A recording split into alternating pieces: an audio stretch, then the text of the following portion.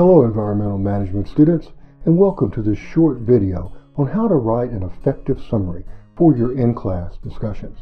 Now please keep in mind that this idea of writing summaries is an important skill for your workplace communications in the professional workplace, where you will be asked to summarize and synthesize information from reports and articles, where you will report on the work of your teams and task forces, where you will present concerns succinctly to management and other stakeholders, and of course, where you will often write up the minutes of the many meetings that you will attend.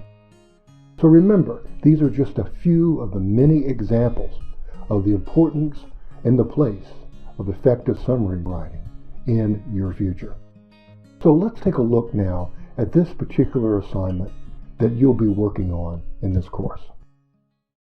In the group discussion explanation, an example of a class discussion has been provided on the second page.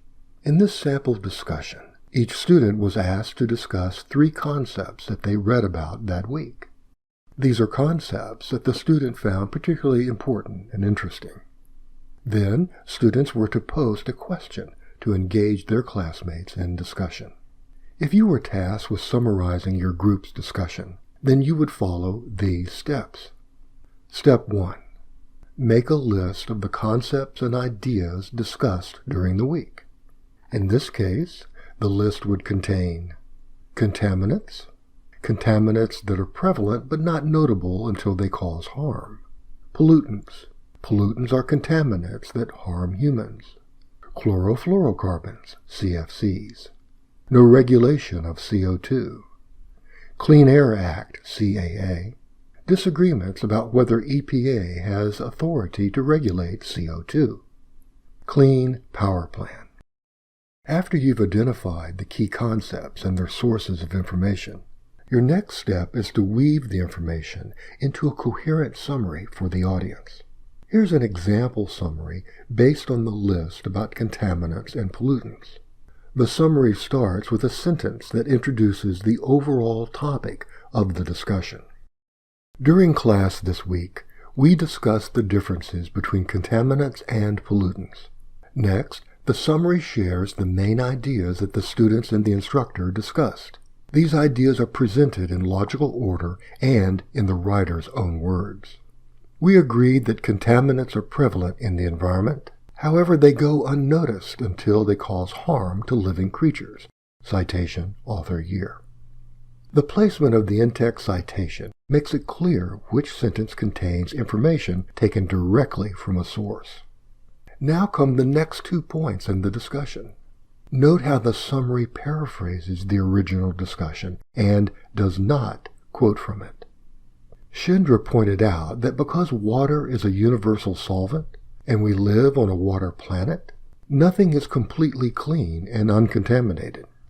Another important point was that the designation of pollutant is limited to those contaminants that harm humans.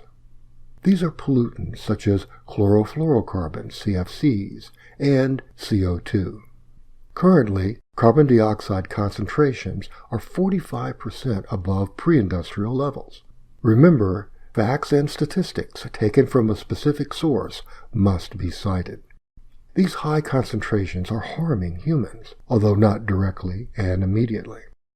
To accurately reflect what was discussed during the week, the summary also identifies when there was agreement and when there was uncertainty. Initially, there was some uncertainty concerning whether CO2 was regulated, until the instructor joined the conversation. The instructor explained that the Clean Air Act, CAA, does not include a comprehensive list of all pollutants, but rather gives the Environmental Protection Agency, EPA, the power to regulate substances that would be classified as pollutants in the future. Citation, author year. That makes logical sense, since there's no way we can know all possible pollutants in the future. As always, material statements of fact must be cited.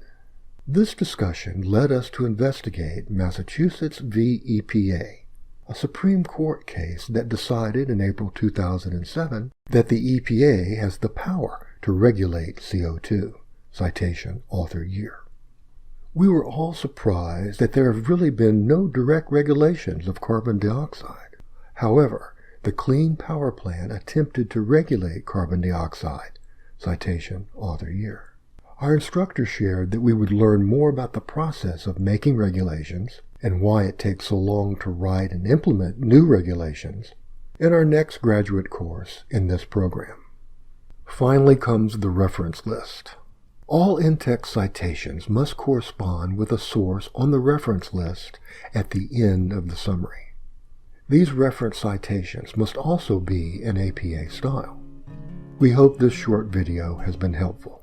If you have any questions, please post them in the Effective Writing Center Support Discussion Forum within your assigned week. The Writing Fellow will be happy to answer your writing and citation questions, in addition to reviewing a draft of your summary before submission.